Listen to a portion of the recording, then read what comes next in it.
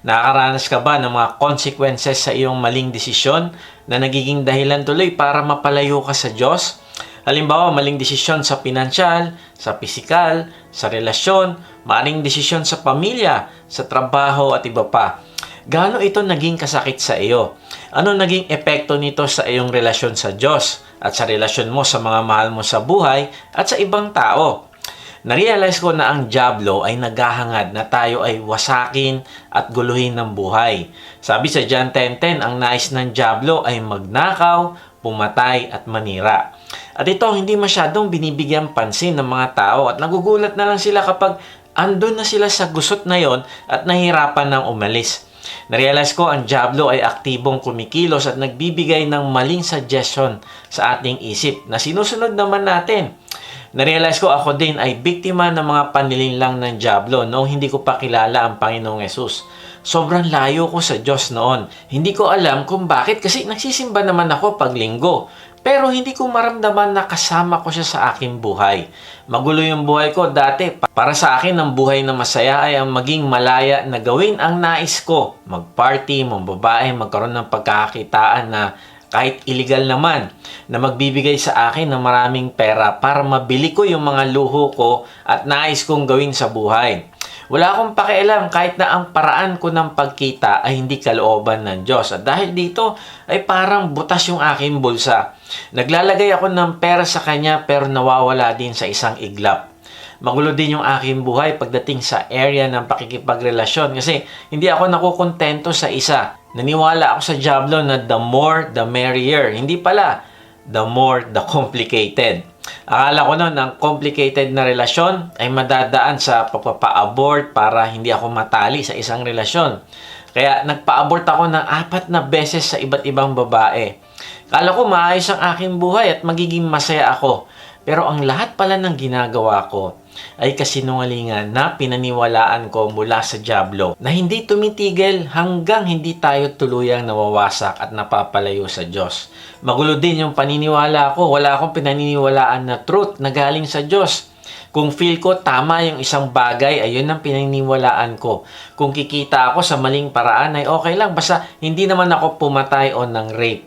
Kung nang babae ako, okay lang, at least umuwi pa din ako sa kalibin ko. Magulo yung aking mga prinsipyo na pinaniniwalaan at wala akong direksyon. Narealize ko kapag ginagawa nating complicated ng bagay ay napapahamak tayo. Buti na lang, by God's grace, ay nakilala ko ang Panginoong Yesus. Binigyan niya ako ng tamang direksyon. Simple lang pala ang buhay. Dalawa lang lagi ang choice. Tama o mali? Kalooban ba yan ng Diyos o hindi? At tuwing sinusunod ko ang kalooban ng Diyos ay napapabuti ako. Pero kung sinusunod ko ang sarili ko ay napapahamak ako. Kaibigan, nais ng Diyos na maiwasan mo ang mga sakit ng kalooban na hindi mo naman na dapat pagdaanan kung pipiliin mo lang gawin ng tama. Kay buti ng Diyos kasi nag-iwan siya ng kanyang salita bilang ating manual ng buhay. Nag-iwan siya ng mga tagubilin kung anong kailangan nating bantayan upang makaiwas tayo sa magulo at masakit na buhay. Ito yung ating pag-uusapan ngayon. Ano ba mga bagay na babantayan natin na tagubilin ng Diyos upang hindi tayo madaya ng dyablo at magkaroon ng fruitful at meaningful life? Tapusin mo ang mensahe na ito dahil ito yung magpapabago ng direksyon ng iyong buhay. Magandang araw muli mga ka-WOTG. Salamat sa Diyos sa inyong pagsubaybay sa mga mensahe ng ating Diyos dito sa ating vlog na may bagong upload every Sunday 6 p.m. Sa mga hindi pa nakakilala sa akin, ako po si Kuya Mike. Ang calling po sa akin ng Diyos ay magbahagi ng kanyang salita sa paraang mas madaling maiintindihan ng mga manonood. Salamat din pala sa mga bagong members ng ating online discipleship group. Sa mga gustong mag-lead naman ng discipleship group ay message nyo lang kami. Type nyo ang salitang lead at magre-reply kami para sa link ng registration. Meron nga pala tayong live worship service sa App Live na ginaganap every Sunday 10 a.m. Pwede namin kayong ipanalangin dito pagkatapos ng service. Sa mga gustong sumamba, nakasama namin, mag-type lang kayo ng worship at padadala namin kayo ng link. Kung hindi ka pa nga pala nakakasigurado sa iyong kaligtasan, hindi ka sigurado kung matapos ka mawala sa mundong ito ay makakasama mo ang Diyos sa langit, mag-type ka ng save sa comment section at babaginan ka namin ng mabuting balita. Okay, ang ating pag-uusapan ay base sa aklat na sinulat ng pinakamarunong na tao na nabuhay sa mundo. Siya ay si Solomon. Basahin natin yung mga Kawikaan 4:20-27. Aking anak, salita ko ay pakinggan mong mabuti. Pakinig mo ay ikiling sa aking sinasabi. Huwag itong babayaang mawala sa paningin. Sa puso mo ay iukit ng mabuti at malalim. Pagkat itong kaalaman ay daan ng buhay. Nagbibigay kalusugat, kagalingan ng katawan. Ang puso mo'y ingatang mabuti at alagaan, pagkat iyan ang siyang bukal ng buhay mong tinataglay. Ilayo mo sa iyong bibig ang salitang mahalay. Ilayo ang mga labi sa kasinungalingan. Palaging sa hinaharap ang pukol ng iyong tanaw. Ituon ang iyong pansin sa iyong patutunguhan. Siyasatin mong mabuti ang landas na lalakaran. Sa gayon ang lakad mo ay laging matiwasay. Huwag kang liliko sa kaliwa o sa kanan. Humakbang ng papalayo sa lahat ng kasamaan. Dito sa talata na ito ay nagbigay ng warning si Solomon na punong-puno ng pagmamalasakit at pagmamahal na gaya ng isang tatay sa kanyang anak. Alam niya ang mangyayaring kapahamakan kaya ibinibigay niya ang kanyang tagubilin. Dito sa talata na ito ay meron tayong 5 bagay na iingatan upang hindi tayo magkaroon ng magulong buhay at sa halip ay magkaroon ng kasiyasiyang buhay na may meaning, may direksyon at may purpose. Narealize ko ang isang godly life at meaningful life ay hindi mo makakamtan kung ikaw ay passive sa buhay. Iniisip mo darating na lang ang abundant life sa'yo ng kusa isang araw. Mali kaibigan, kailangan mo maging maingat na magbantay sa 5 area ng iyong buhay. So ano-anong babantayan natin? Number 1, guard your ears. Number 2, guard your heart. Number 3, guard your tongue. Number 4, guard your eyes. And number 5, guard your feet. Okay, so number 1, guard your ears. Bantayan mo mga pinapakinggan mo. Sabi sa mga Kawikaan 4:20-21, aking anak, salita ko ay pakinggan mong mabuti. Pakinig mo ay ikiling sa aking sinasabi. Huwag itong babayaang mawala sa paningin. Sa puso mo ay iukit ng mabuti at malalim. Ang ganda ng talata na ito, kaibigan. Naalala mo ba yung mga radyo nung araw? Halimbawa, AM radio or FM radio na merong antena. At itinataas natin yung antena na iyon. Tapos, dahan-dahan nating pinipihit yung tuner knob para maglipat-lipat siya ng istasyon. At habang iniikot natin yon, yung ating tenga talagang nakatutok. Inaalam natin kung nakakiling na ba mabuti yung ating istasyon na hinahanap. Kapag medyo malabo pa yung nagsasalita, mahina pa o kaya garalgal pa, ay hindi pa yung nakatune in ng maayos. So, ina-adjust natin ito ulit hanggang marinig natin yung talagang malinis at malakas na boses nung nagsasalita. Alam mo, yan ang ibig sabihin ng pakinig mo ay ikiling sa aking sinasabi. Ibig sabihin ay ilalagay mo ang iyong sarili sa posisyon na mas maririnig mo ng malinaw ang Diyos. Tatanggalin mo ang distraction o kahit anong nagiging dahilan para hindi mo marinig ang Diyos. Tapos ihahanda mo ang iyong puso na marinig mo ang sasabihin ng Diyos sa iyo. Magiging maingat ka sa pinapakinggan mo. Sisiguraduhin mo na yung ingay ay matatanggal dahil itotono mo ang iyong tenga na ang maririnig mo ay ang katotohanan na sinasabi sa iyo ng Diyos. Bakit natin kailangang ikiling ang ating pakikinig sa sinasabi ng Diyos? Kasi hindi mo makikita at makikilala ang Diyos kung hindi mo ikikiling ang iyong pakinig sa Kanya. Kung ang isang tao hindi magkakaroon ng teachable heart at hindi matyagang mag-aantay at mag-iintindi sa salita ng Diyos na babasahin niya o papakinggan niya, alam mo, hindi niya makikilala ang Diyos. Hindi niya makikita yung glory ng Diyos. Alam mo na, amaze ako sa isa nating kapatid. Hindi ko na sasabihin yung pangalan niya kasi hindi ako nakapagpaalam sa kanya. Na kahit nakapag-worship na siya sa live stream, ay panonoorin niya pa ulit ang replay sa YouTube. Dito ko nakita yung kasabikan niya na maintindihan talaga na mas malalim pa yung sinasabi ng Diyos. Ito yung ibig sabihin ng ikiling mo ang iyong pandinig. Ganito yung ginagawa ng mga taga-Bereans na tinuturuan ni Pablo. Sabi sa mga Gawa 17:11, Ngayon, lalong naging mararangal ang mga ito kaysa sa mga taga-Tesalonika, sapagkat tinanggap nila ang salita ng buong pagsisikap at sinisiyasat sa araw-araw ang mga kasulatan. Kung tunay nga ang mga bagay na ito. Wow, sabi dito, yung mga taga-Bereans ay mas mararangal kaysa sa mga taga-Tesalonika. Now, bakit sila naging marangal? Dahil ba mataas ang kanilang pinag-aralan? Dahil ba formal ang kanilang damit at mahaba? Dahil ba ang kanilang buhok ay maikli? Hindi, tandaan natin na nakatingin ang Diyos sa puso ng tao at hindi sa kanyang itsura. So para sa Diyos, sino ang mararangal? Tuloy natin, sapagkat tinanggap nila ang salita ng buong pagsisikap. Sila yung mga mararangal, yung mga tumatanggap sa salita ng Diyos ng buong pagsisikap. Yung tinuturo ni Pablo ay tinatanggap nila ng hindi basta-basta para lang magpa-impress sa ibang tao o para lang magampanan ng isang duty. Hindi nila tinatanggap ang katuroan ni Pablo na napipilitan, kung hindi tinanggap nila ng buong pagsisikap. Ang ibig sabihin, kaya may pamasahe sila, kaya wala, pupunta sila doon sa kung saan nandun si Pablo. Kaya magalit sa kanila, kanilang magulang o kamag-anak, ay pupunta pa din sila. Tapos kahit hindi nila naiintindihan ay magsisikap pa rin silang makinig at hindi sila titigil hanggat hindi nila ito nauunawaan at naisa sa buhay kahit anong mangyari.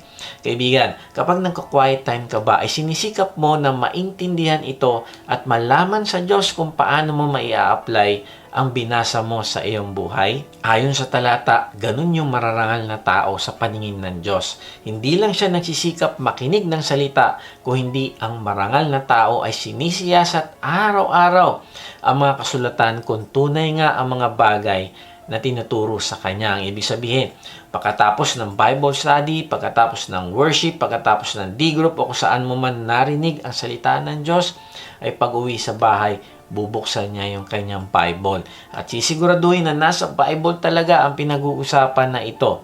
At ito ay totoo. O kaya, sisiguraduhin niya na kung ano man yung kanyang pinakinggan, ay may a-apply niya ito agad sa kanyang buhay.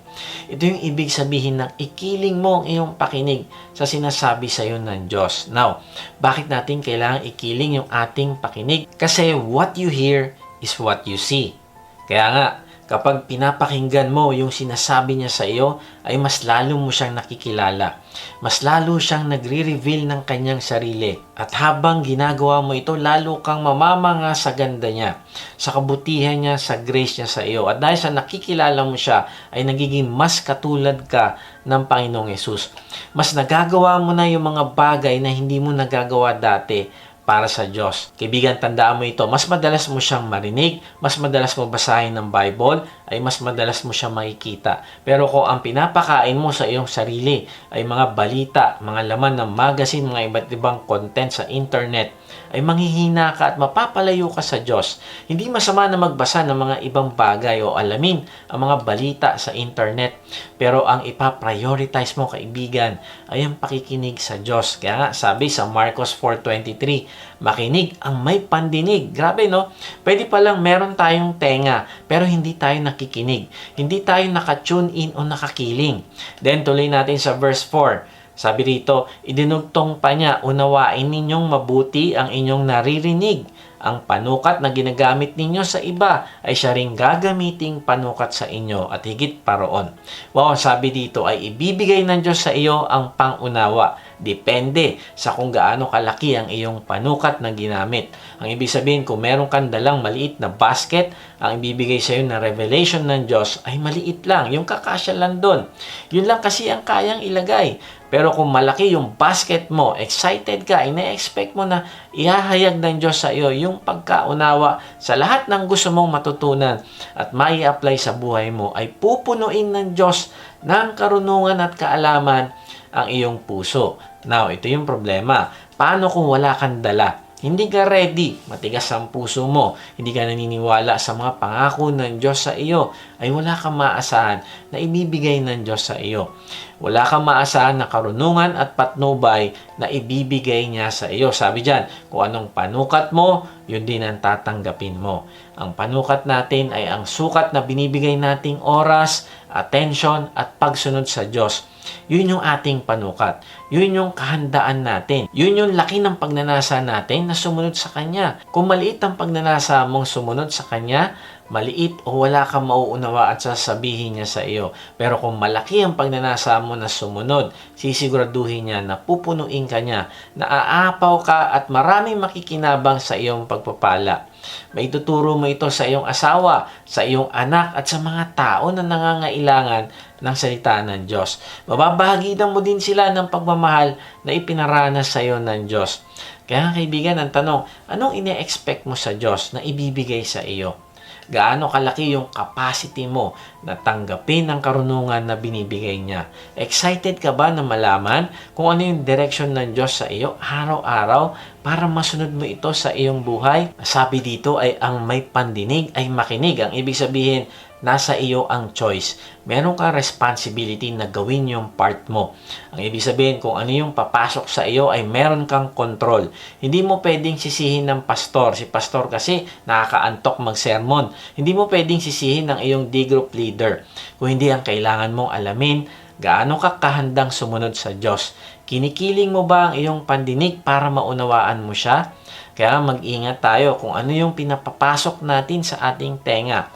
Kung yan ay chismis at yan ay hindi totoo, wag nating i-entertain. Kapag may nagsisimulang magkwento sa iyo patungkol sa isang tao na wala naman doon sa kung nasaan kayo, ay wag mo i-entertain. Ikaw ang may control kung anong papapasukin mo sa iyong tenga. Kaibigan, wag mo na ituloy ang kwento mo. Ang mas mabuti ay kausapin mo ng diretso ang tao na yan kung meron kang concern sa kanya. Kaibigan, ikaw ang may control kung anong gusto mong marinig at makita. Kaya nga, di ba?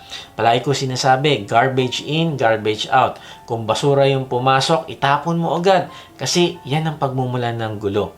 Kailangan nating matutunang mamili kung anong papakinggan natin at kung saan natin ikikiling ang ating pakinig. Noong araw ay wala pang refrigerator. So, ang ginagamit nila para makapag-imbak ng pagkain ay yung mga ice houses.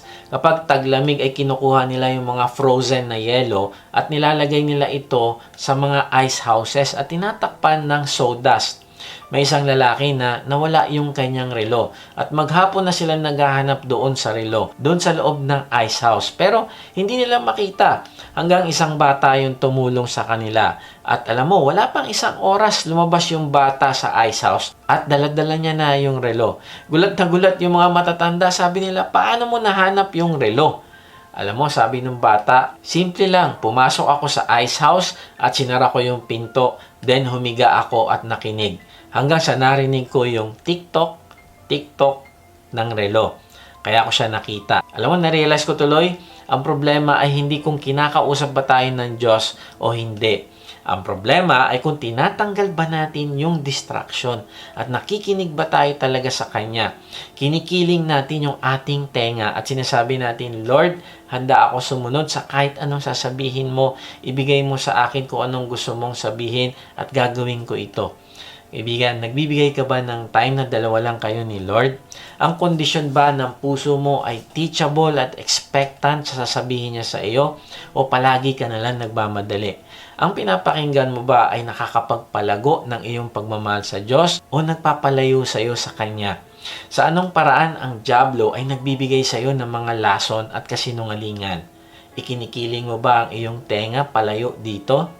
Paano mo ito tatanggalin at papalitan ng katotohanan ng Diyos? Number 2, hindi mo lang iingatan ang papasok sa iyong tenga o hindi iingatan mo ang iyong puso. Guard your heart.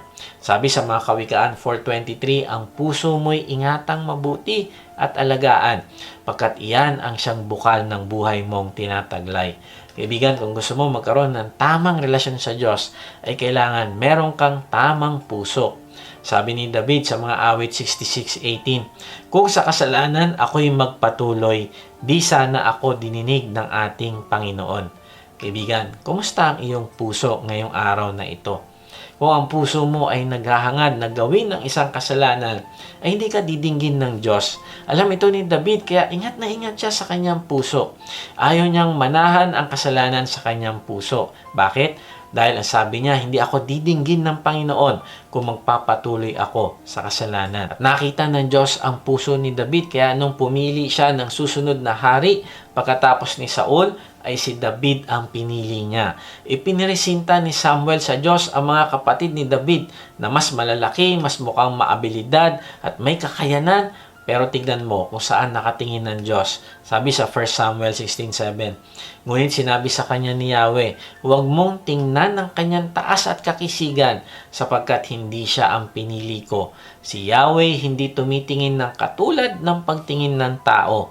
Panlabas na anyo ang tinitingnan ng tao, ngunit sa puso tumitingin si Yahweh. Wow, sabi sa talata ay sa puso tumitingin ang Diyos. Kaya nga kaibigan, ingatan mo ang iyong puso. Bakit? Kasi kung anong laman ng puso mo, ayun ang lalabas sa aksyon at salita mo. Yun ang mangyayari sa panlabas. Sabi sa Lucas 6:45, ganoon din naman ng tao, ang mabuting tao ay nagsasalita ng mabuti dahil sa puno ng kabutihan ang puso niya.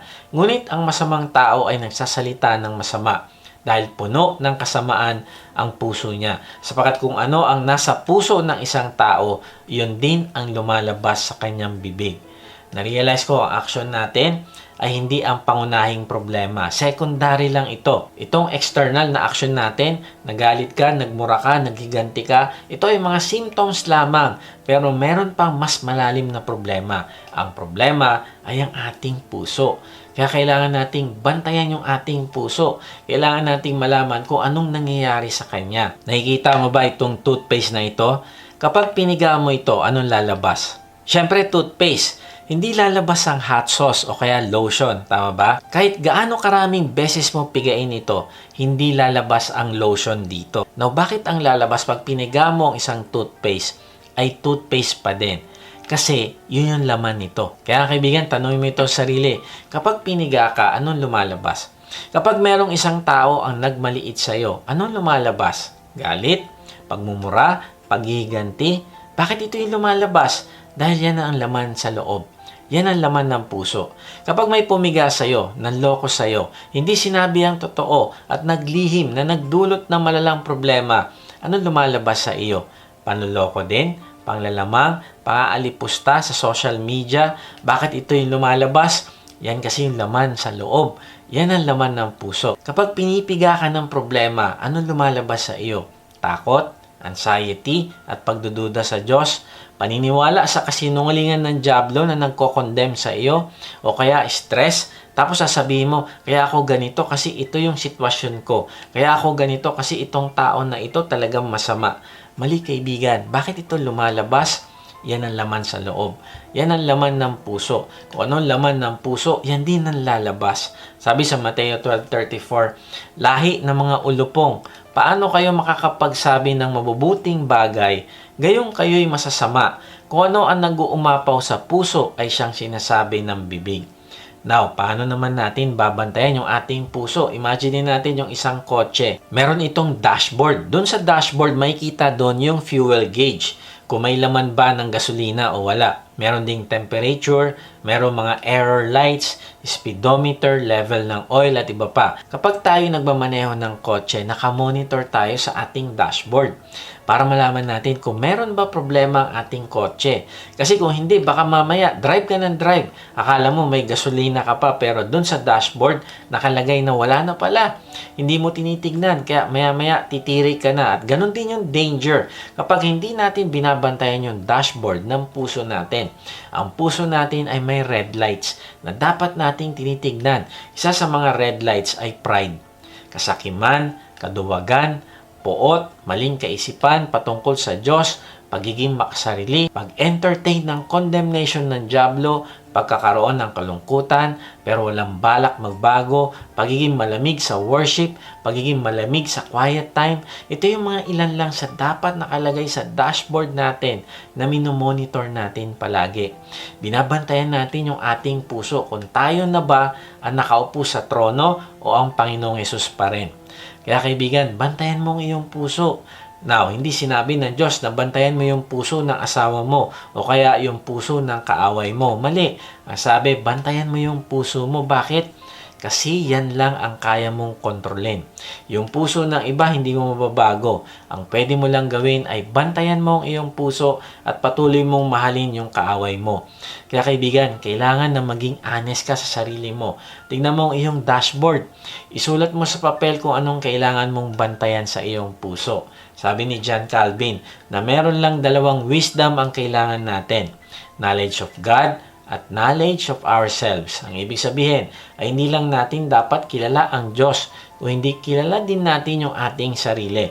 Kailangan nating bantayan yung ating puso ng buong sikap. Kaibigan, naka-line up na yung mabubuting bagay na gagawin mo dito sa mundo na makakabuti sa iyo. Ilagay mo dito ang puso mo. Halimbawa, makipag-usap ka sa kanya araw-araw, ibahagi mo yung mabuting balita sa iba, ibigay mo yung best mo sa Diyos sa pamagitan ng pagiging mabuting katiwala ng iyong time, talent, treasure. Naka-line up na yung gagawin mo pag-disciple sa iyong mga anak. Naka-line up na yung mga good works na ibibigay mo sa mga nangangailangan. Maaring may mga panahon na hindi mo feel na gawin yung pinapagawa sa iyo ni Lord.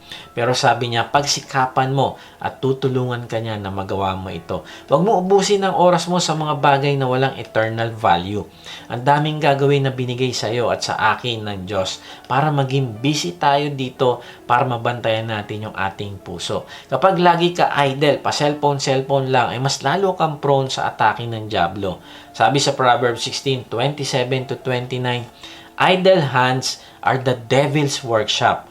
Idle lips are his mouthpiece. An evil man sows strife. Gossip separates the best of friends. Wickedness loves company and leads others into sin. Si Fanny Crosby ay nagsulat ng 8,000 kanta. Kaya lang, nung siya ay 6 weeks old, ay nagkamali yung doktor sa pagbigay ng gamot sa kanya. Kaya siya ay nabulag. And then, matapos ang maraming taon, ay in-interview si Fanny Crosby. Sabi niya, wala naman ako sama ng loob o galit doon sa doktor na nagkamali ng paggamot sa akin. At kung mamimit ko siya ngayon, ay magpapasalamat ako sa kanya ng paulit-ulit dahil ginawa niya akong bulag. Alam mo, nasa isip ni Fanny Crosby na yung kanyang pagkabulag ay regalo ng Diyos sa kanya na nakatulong para makapagsulat siya ng maraming kanta para sa Diyos. Grabe, no? Hindi niya sinabi na ayoko na sa sarili ko, wala na akong magagawa. Hindi, nag-focus siya sa Diyos. Tinignan niya yung kanyang puso, binantayan niya ito at inalign sa kalooban ng Diyos. At ang nangyari, na-fulfill niya yung kanyang full potential. Kaya kaibigan, anong dahilan bakit ka nawawalan ng pag-asa? Lumapit ka sa Diyos, kilalanin mo siya at gawin mo kung anong pinapagawa niya sa iyo at tutulungan ka niya na magawa mo ang purpose niya para sa iyo. Now, paano si Fanny Crosby ay puno pa rin ng joy sa kabila ng kanyang pagkabulag? Dahil binantayan niya yung kanyang puso. Nag-focus siya sa Diyos at hindi sa kanyang sarili at sa kanyang problema. Maraming tao hindi maka-crossover. Palaging nakatingin sa sarili. Kawawa naman ako. Ito yung problema ko. Ito lang ang nakayanan ko. Failure ako. Nakakalungkot kasi hindi siya nakafocus sa Diyos at sa kung anong pinapagawa sa kanya at sa kung anong kayang gawin ng Diyos sa buhay niya. Kaya hanggang ngayon, hindi siya lumalago. Hindi niya na-experience yung kapangyarihan ng Diyos na kumilos dahil sa kanyang pagsunod. Number 3, di mo lang iingatan ng iyong tenga at puso kung hindi iingatan mo din ng iyong dila. Guard your tongue. Tuloy natin yung sinulat ni Solomon sa mga Kawikaan 4:24. Ilayo mo sa iyong bibig ang salitang mahalay. Ilayo ang mga labi sa kasinungalingan. Pinakita ni Solomon ang kahalagahan ng maingat na pagsasalita at pag-iwas sa kasinungalingan at pandaraya. Sabi niya pa sa mga Kawikaan 12:17-19, sa pagsasabi ng tapat, lumilitaw ang katarungan, ngunit ang pagsisinungaling ay lumilikha ng kapahamakan. Ang matalas na pananalita ay sumusugat ng damdamin, ngunit sa magandang pananalita, sakit ng loob ay gumagaling. Ang tapat na labi ay mananatili kailanman, ngunit ang dilang sinungaling ay hindi magtatagal. Sa Bible ay napakaraming prinsipyo patungkol sa pag-iingat sa lumalabas sa ating bibig. At kahit ang Panginoong Hesus ay nagbabala patungkol dito. Sabi niya sa Matthew 12:36-37, "But I tell you that everyone will have to give account on the day of judgment, for every empty word they have spoken. For by your words you will be acquitted, and by your words you will be condemned. Nakakalungkot kasi may mga tao na hindi sineseryoso itong warning na ito ng Diyos. Minsan sinasabi ng tao na tsaka na lang ako lalapit sa Diyos. Pwede naman ako makipag-negotiate sa langit pag andun na ako. Kaibigan, iwasan mo yung ganyang pananalita dahil yan ay pagmamataas at pananagutan mo ang lahat ng salita na lalabas sa iyong bibig. Ang sabi dito, for by your words, you will be acquitted, and by your words, you will be condemned. Kaibigan, alalahanin mo ito. Kung di mo kayang kontrolin ang dila mo, hindi mo din kayang kontrolin ang buhay mo. Kaya nga, ngayon pa lang kaibigan ay simulan mong practicein ang pagsusupil sa iyong bibig. Ako, na-realize ko na kailangan ko talaga bantayan yung tono ng aking pananalita dahil ito ang nakaka-offend sa ibang tao. Walang kwenta ang katotohanan na sinasabi ko kung yung pag-deliver ko ng salita ay hindi din sa paraan ng pagmamahal. So, ano-ano ba mga salitang babantayan natin? Murmuring. At dami naman pwedeng utusan, bakit ako pa? Backbiting. Kaibigan ko siya pero hindi talaga mapagkakatiwalaan ng tao na yan.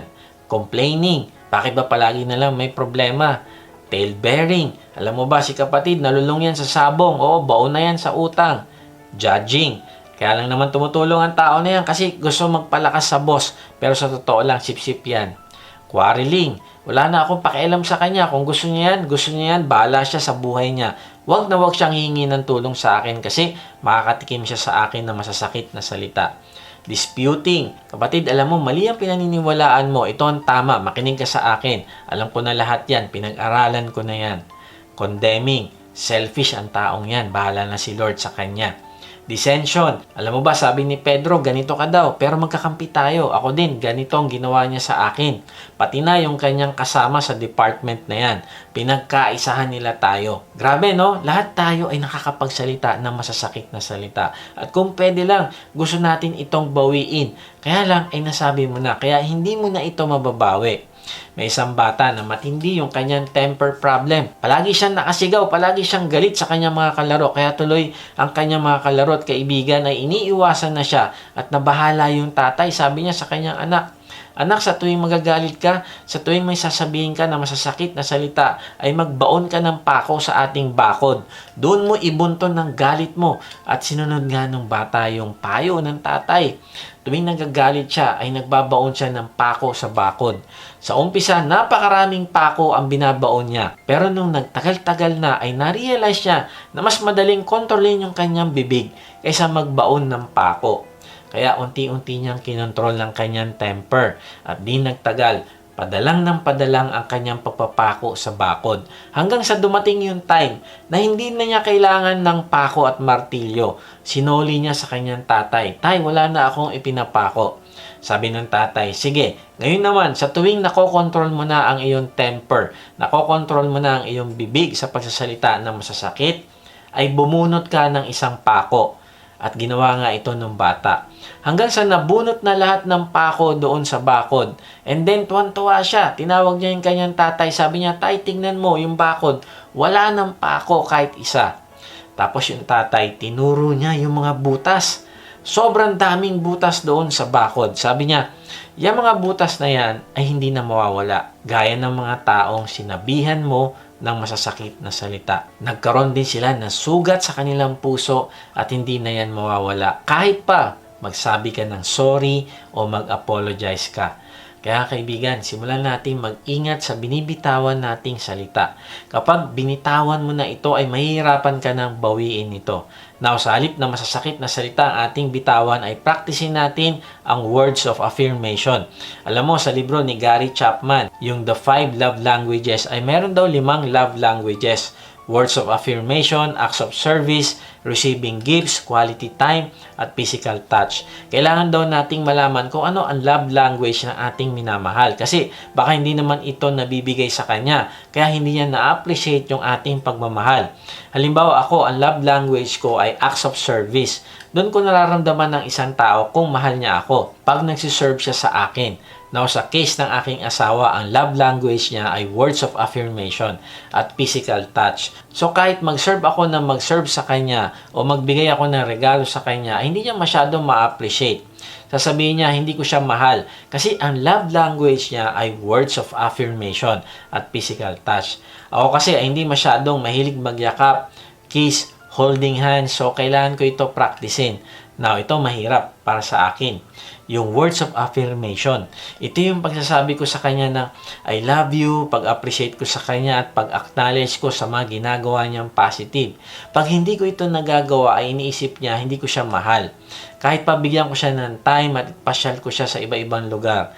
Now, guys, alam natin na ang hirap para sa atin ang magsalita ng mga cheesy na words. Hindi gaya ng mga babae na talagang vocal sila sa kanilang nararamdaman. Pero tayo mga lalaki ay reserved. Madalas hindi natin na-verbalize yung ating love. Nung Friday ay medyo may misunderstanding kaming mag-asawa at sabi niya, hindi niya ma-feel yung love ko. Alam mo, sabi ko sa kanya, di ba ikaw ang pinakasalan ko? Grabe no? Hindi yan ang gusto niyang marinig. Ang gusto niyang marinig ay yung sabihin kong mahal ko siya. Kaya nga guys, practice tayo ng words of affirmation. Hindi lang sa asawa, kundi sa mga kasama natin sa work, kaibigan at iba pa. Na-realize ko lahat tayo, kahit hindi pa yan ng love language natin, ay nangangailangan din tayo ng words of affirmation. Kaya nga sa halip na magsabi tayo ng negative sa kapwa, ay positive na lang ang ating sabihin. Guard your tongue. Sabi sa mga Kawikaan 21-23, ang pumipigil sa kanyang dila ay umiiwas sa masama. Pang-apat, ano yung babantayan natin upang makaiwas tayo sa magulong buhay? Guard your eyes. Tuloy natin sa mga Kawikaan 4:25. Palaging sa hinaharap, ang pukol ng iyong tanaw, ituon ng iyong pansin sa iyong patutunguhan. Kaibigan, sa madaling salita ay practicein nating patalbugin yung ating mata. Tingnan natin kung ano ang ginagawa ni Job patungkol sa pagdidisiplina sa kanyang mata. Sabi sa Job 31:1, ako'y taimtim na nangako sa aking sarili na di titingin ng may pagnanasa sa ibang babae. Grabe no, gusto ni Job na mapanatili na pure yung kanyang mata. Kaya sabi niya, taimtim na nangako siya sa kanyang sarili na hindi titingin ng may pagnanasa sa ibang babae. Sabi ng iba, ang tawag dito ay bouncing eyes, yung pag pinapatalbog mo yung iyong mata. Ibig sabihin, pag may temptation na tingnan natin na may pagnanasa ang isang babae, ay kailangan nating patalbugin yung ating mata sa ibang bagay. Huwag nating hayaan na magbunga ng imahinasyon sa ating isip, yung ating nakita. Kung meron kang nakikitang nakakasedyos na bagay sa TV, social media, magazine, e-books, o kahit nasa ibang lugar ka, ay ibaling mo ang iyong tingin sa iba o palitan mo ang channel o isarado mo ang web page na iyan. Sabihin mo kay Lord, Lord, hindi na po ako titingin sa Kanya sa ikalawang pagkakataon. Naalala ko yung aking mga anak kapag merong scene na hindi appropriate, ay pinapass forward nila ang palabas o nagtatakip sila ng mata. Kapag nakita nila ang rating ng palabas ay pang-adult, ay hindi nila ito pinapanood.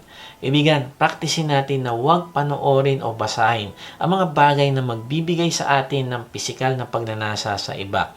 Sabi ng Panginoong Hesus sa Mateo 6:22-23, ang mata ang ilaw ng katawan.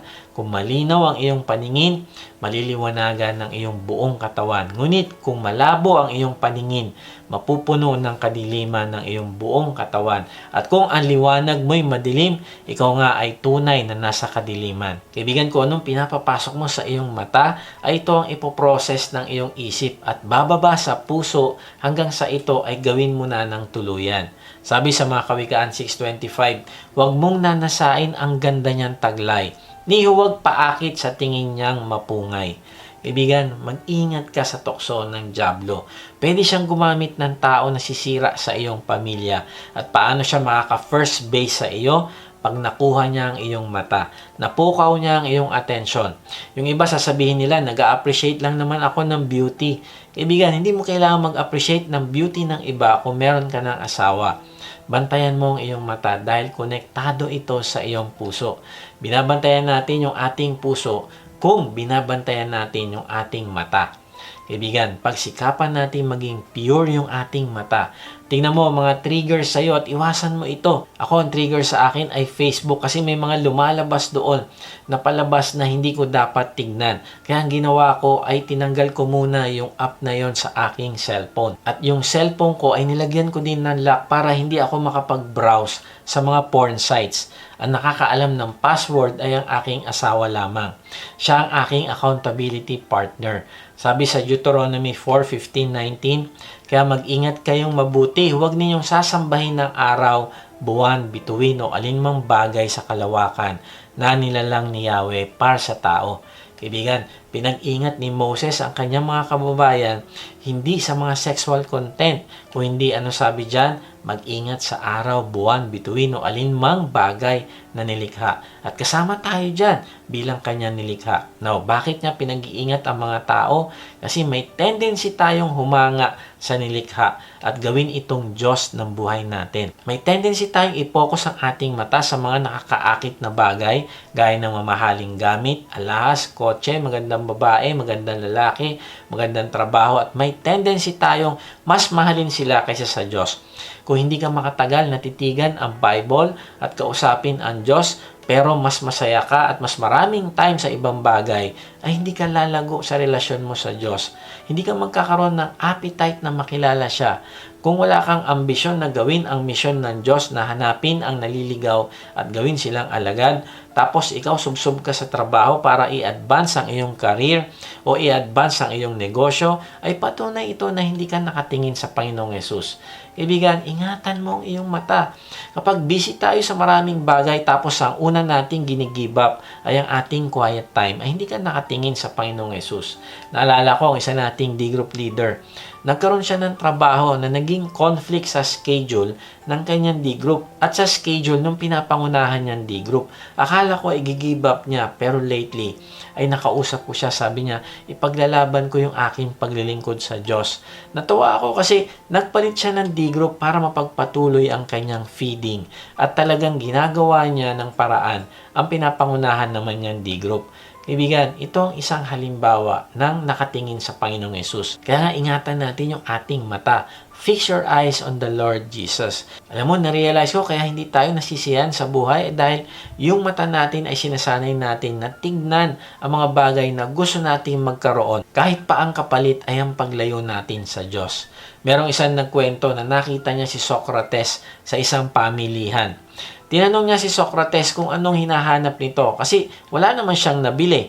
Alam mo sabi ni Socrates, because I am always amazed to see how many things there are that I don't need. Alam mo kaibigan, nalalapit na naman yung Pasko at ang mga mata ng tao ay nakatingin sa mga bagay na bibilin.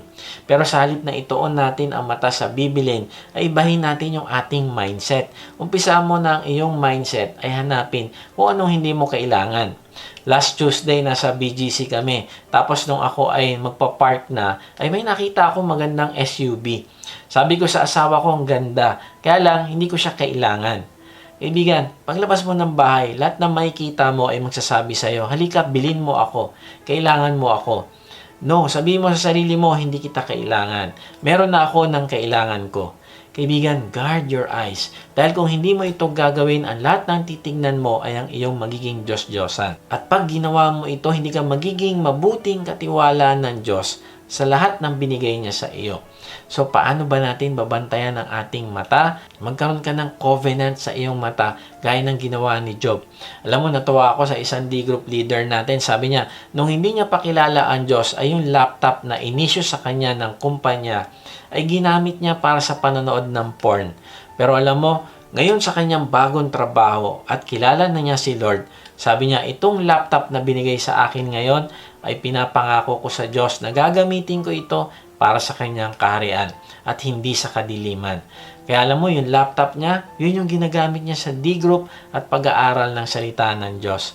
Ibigan, hindi mo mabibreak ang cycle kung hindi mo i-dedicate ang gamit mo sa Diyos. Pangalawa, communicate your need. Ito yung pinaka-importante. Kailangan natin ng accountability. Gawin mo accountability ang iyong asawa, ka-D-group o kaibigan mo sa church.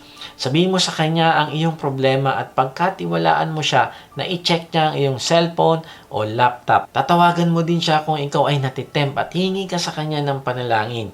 Kapatid, may iiwan ako mag-isa dito sa opisina kasi mag-overtime ako. Please pray for me for protection and check on me also.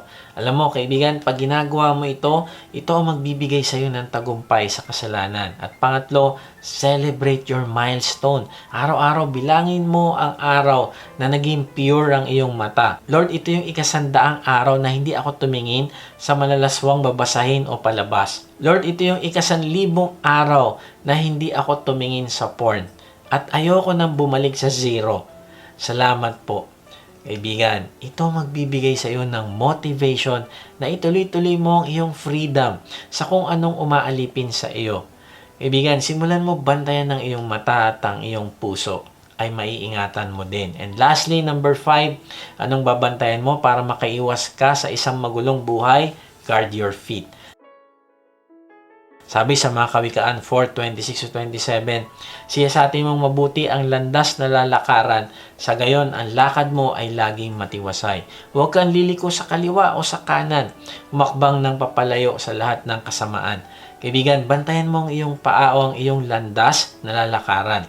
Alamin mo ang tama at maling desisyon. Humingi ka ng wisdom sa Diyos at suriin mo kung nasa tamang landas ka ba ngayon. Maraming tao hindi nagsusuri ng kanyang daan at kadalasan napapahamak dahil sa dulo nito ay pagkawasak. Sabi sa Mateo 7:13, pumasok kayo sa makipot na pintuan sapagkat maluwang ang pintuan at malapad ang daang papunta sa kapahamakan. At ito ang dinaraanan ng marami. Kaibigan, mahal ka ng Diyos at hindi niya ninanais na ikaw ay mapahamak. Kaya sabi niya, siyasatin mo mabuti ang nilalakaran kasi ang gusto ng Diyos ay maging matiwasay ang iyong buhay. Kaya kung ayaw mo na magulong buhay, doon ka sa landas na pinapadaanan ng Diyos sa iyo. Sabi niya, huwag kang liliko sa kaliwa o sa kanan. Ang ibig sabihin, diretso lang ang mata at paa mo sa direksyon papunta sa Diyos at iiwasan mo ang kasamaan. Bakit? Kasi masasaktan ka. Babalik ka sa square one. Babalik ka sa kahihiyan. Babalik ka sa addiction. Babalik ka sa walang direksyon na buhay. At pagtanda mo, sasabihin mo, bakit ganito yung buhay ko? Wala akong nagawa para sa kaharian ng Diyos. Wala akong investment sa langit. Ang mga anak ko, hindi din nakilala ang Diyos. Ang aking asawa ay ganun pa rin. Punong-puno kami ng inggit, puot at pagsisisi. Kaibigan, itong plano ng dyablo sa iyo, sirain ka at tanggalin ng kasiyahan mo. Kaya ngayon pa lang ay bantayan mo na ang iyong lakad. Kaibigan, anong itsura ng diretsyong daan papunta sa Diyos? Ito yung daan na pinipili ng isang tao. Tuwing pinipili ng isang tao ang Diyos, ay siya ay nananatili sa diretsyong daan. Siya ay walang hintong nagpapalago sa kanyang pagmamahal sa Diyos. Siya ay patuloy na ina-apply ang bawat sinasabi ng Diyos sa kanya. At masayang binabahagi ang kanyang natutunan sa iba. Siya ay lumalakad sa Espiritu at hinahayaan itong umupo sa trono ng kanyang buhay. At ano ang dulo na nag-aantay sa diretsyong daan na ito papunta sa Diyos? Buhay na makabuluhan dito sa lupa at buhay na walang hanggan doon sa langit. Sabi sa mga Kawikaan 12:28, ang matuwid na landas ay patungo sa buhay. Ngunit ang maling daan ay hahantong sa kamatayan. Kaibigan, piliin mo ang buhay at wag ang kamatayan. Piliin mo ang meaningful, purposeful na buhay at wag ang chaotic o magulong buhay. Paano mo ito gagawin? Bantayan mo ang iyong paa. Huwag ka liliko sa kaliwa o sa kanan. Iwasan mo ang kasamaan at masusumpungan mo ang buhay na hindi mo pagsisisihan. Kung nadapa ka, ay bangon agad. Lakad ka pa din ng pagsulong papunta sa Diyos. Huwag ka lang basta malungkot tapos hindi ka pa din umaalis sa likong daan. Kung hindi, tatalikdan mo ang kasalanan na iyan. Yan ang inaasahan ng Panginoong Hesus na gagawin mo. Nasa Bible ba yan? Yes, basahin natin ang isa sa mga warning ng Panginoong Hesus sa kanyang church. Sabi sa Pahayag 2:19, nalalaman ko ang mga ginagawa mo, ang iyong pag-ibig, katapatan, paglilingkod at pagtitiyaga. Nalalaman kong ang mga ginagawa mo ngayon ay higit kaysa noong una. Wow, grabe, wala nakakaligtas sa mata ng Panginoong Hesus. Kaibigan, kung ikaw ay pinanghinaan ng loob, napagod, o inuusig ka sa iyong paglilingkod sa Diyos, ay magalak ka at magpalakas muli at ituloy mo lang ang ginagawa mo para sa Diyos dahil alam yan ng Panginoong Yesus at balang araw ay aanihin mo ang kanyang reward sa iyo. Then, tuloy natin sa susunod na verse. Ngunit ito ang masasabi ko laban sa iyo. Pinapayagan mo si Jezebel, ang babaeng nagpapanggap na propeta, na turuan at linlangin ang aking mga lingkod upang makiapid at kumain ng pagkaing inihahandog sa mga Diyos-Diyosan. Now, matapos purihin ng Diyos ang church at Thyatira, ay sinabi naman ng Panginoong Yesus ang bagay na ayaw niya sa kanila. Ito ay ang pagtotolerate nila kay Jezebel. Si Jezebel ay maaaring isang babae noon na malaki ang influence sa mga Krisyano. Pinoproklama niya ang kanyang sarili bilang propeta at may mga naniniwala sa kanya na nadadala sa kanyang pagpopromote sa sexual immorality. Kaibigan, bantayan mo ang iyong tenga, mata, puso, laban sa mga maling doktrina. Bantayan mo ang mga nagsasabi na sila ay leader ng isang church at sila daw ay ang godmother. At ang isang leader nila, sabi nila siya daw yung Kristo. O kaya sinasabi nila na hindi ka maliligtas hanggat hindi ka aanib sa kanila. Kaibigan, pag may naririnig kang ganito ay tumakbo ka na at huwag kang makinig. Hindi porket nagsasabi sila na sila ay mananampalataya ay maniniwala ka na. Kaya umattend ka ng Biblical Foundation.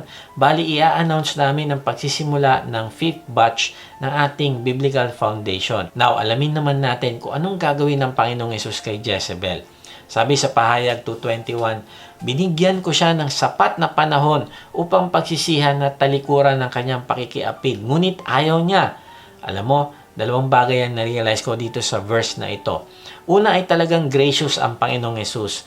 Nagbibigay siya ng pagkakataon na magbago ang isang tao. Pangalawa, nangangahulugan na ang isang taong nagrepent ay may gagawin. Inaasahan ito ng Diyos. Hindi lang siya dapat malungkot o nagkaroon ng remorse, kung hindi babangon siya at tatakin ang diretsong daan papunta sa Panginoong Yesus. Now, dahil ayaw magbago ni Jezebel, hindi siya totoo nagrepent, ay tingnan natin ang judgment ng Panginoong Yesus. Sabi sa Pahayag 2:22, kaya nga magkakasakit siya ng malubha. Pati ang mga kasama niya sa pangalo niya, darana sila ng matinding kapighatian o hindi nila pagsisisihan at tatalikuran ang kahalayang ginawa nila sa piling ng babaeng iyan. Kaibigan, na-realize ko na hindi naman gusto ng Diyos na tayo ay mapahamak. Kaya pinapabantayan niya yung ating lakad. Pero kung ito pa rin ang pinipili natin, ay hahayaan ng Diyos na tayo ay mapahamak upang magising tayo. May nagsasabi na malupit daw ang Diyos dahil hinahayaan niya na mapunta ang tao sa hell. Kaibigan, mali yan. Mahal na mahal ka ng Diyos at ayaw niya mapunta ka sa hell. Pinatunayan niya nung binayaran niya sa krus ang lahat ng iyong kasalanan.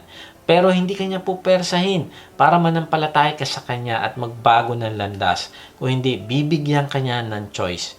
Kaibigan, guard your feet. Bantayan mo ang iyong paa kasi hindi lang ikaw ang mapapahamak. Pati na ang mga tao makakasama mo sa maling daan na yan. Pati pamilya mo ay madadamay. Sabi sa talata ay maghihirap pati ang mga kasama ni Jezebel o mga followers niya. At hindi lang yon, sabi pa sa susunod na talata, sabi sa Pahayag 2:23, papatayin ko rin ang kanyang mga tagasunod upang malaman ng mga iglesia na ako ang nakakaalam sa puso't isip ng mga tao. Gagantipalaan ko ang bawat isa sa inyo ayon sa inyong mga gawa. Kaibigan, mag-ingat ka sa iyong lakad. Magsimula ka magrepent. Talikuran mo ang kasalanan na iyan. Mahal ka ng Diyos at nais niyang hindi ka mapahamak. Kaya may pagkakataon na didisiplinahin ka niya. Kaibigan, magtiwala ka sa salita ng Diyos at ito ang gagawin mong gabay para sa tamang direksyon. Naalala ko na meron kaming pupuntahan noon na mag-asawa. Tapos gumamit kami ng Waze sa sasakyan. At ito yung sinunod namin. Kaya lang dahil sa mainipin ako at iniisip ko na mali ang Waze, ay umiba ako ng daan. At ang nangyari ay mas lalo kaming natagalan dahil sobrang traffic pala doon sa lugar na alam ko mas malapit. Kaya ayaw kaming padaanin doon ng Waze. Kaibigan, gumamit ka ng GPS para maingatan mo ang iyong lakad. Ano ba yung GPS? G. Get in His Word. Okay lang magbasa ng Christian book pero kausapin mo ang Diyos directly mula sa kanyang salita. Letter P. Pray and ask God for direction. Hingin mong direksyon niya sa iyo araw-araw at sundin mo ito upang hindi ka maligaw. And letter S. Stay close to Him. Mag-enjoy ka sa presensya niya. Involve mo siya sa ginagawa mo sa bahay, trabaho at iba pa. Sabi sa mga awit 32:8, sabi ni Yahweh, aakayin kita sa daan, tuturuan kita at laging papayuhan. Kaibigan, anong pinapagawa sa iyo ng Diyos na matagal mo nang iniiwasan at ibang daan ang dinadaanan mo? Simulan mo sumunod sa Kanya ngayon. Isuko mo ang buhay mo sa Kanya. Ang unang hakbang na gagawin mo ay manampalataya ka sa Panginoong Hesus na Siya ang nagbayad ng iyong kasalanan sa krus. At kapag ginawa mo ito, ay bibigyan ka niya ng buhay na walang hanggan. Bibigyan ka niya ng bagong simula at Siya mismo ang mananahan sa iyo sa pamamagitan ng banal na Espiritu na magbibigay sa iyo ng kapangyarihan na magbago at sumunod sa direksyon ng Diyos. Kung ito ang gusto mong buhay, ay ipahayag mo sa Panginoong Hesus ang iyong pananampalataya sa pamamagitan ng isang panalangin. Sabihin mo sa Kanya, Panginoong Hesus, inaamin ko po na ako po ay makasalanan. Patawarin niyo po ako. Nananampalataya po ako na ikaw ang nagbayad sa aking kasalanan sa krus. Ngayon nga ay binubuksan ko ng aking puso. Pumasok ka at manahan sa akin. Tinatanggap kita bilang aking Panginoon at tagapagligtas. Simula ngayon ay tatalikdan ko ng aking kasalanan. Salamat sa buhay na walang hanggan na pinagkaloob mo sa akin. Amen. Kung sumabay ka sa panalangin natin bilang pananampalataya at pagtanggap mo sa Panginoong Hesus, ay mag-iwan ka sa comment section na salitang accept para makilala ka namin at masama sa aming panalangin para sa iyong paglagong spiritual. Kung na-bless ka naman sa message na ito, ay inaanyahan kita mag-subscribe sa aking YouTube channel upang ma-notify ka pag may bago na kaming video. Ibahagi mo din ang mensahe na ito sa iba ng mga nanghihina, nangangamba sa buhay at nasa kabigatian upang ma-encourage sila na lumapit sa Diyos na nagmamahal sa atin. Kung gusto mo naman mas makilala pa ang Diyos, ay sumama ka lang sa aming online discipleship group. Type mo lang sa itang join sa comment section. Kung napapanood mo naman ito sa Facebook, ay click mo lang yung send message at type mo doon na sa itang join at may magre-reply sa iyo para sa link ng registration form. Salamat nga pala sa mga nagsusupport sa ating ministry at kung gusto mong maging partner sa ministry na ito na magamit ka ng Diyos sa pagpapalaganap pa ng kanyang salita at pagtulong sa mga nangangailangan, ay inaanyahan kita mag-support financially sa ating gawain. Meron tayong link ng donation page sa baba ng description.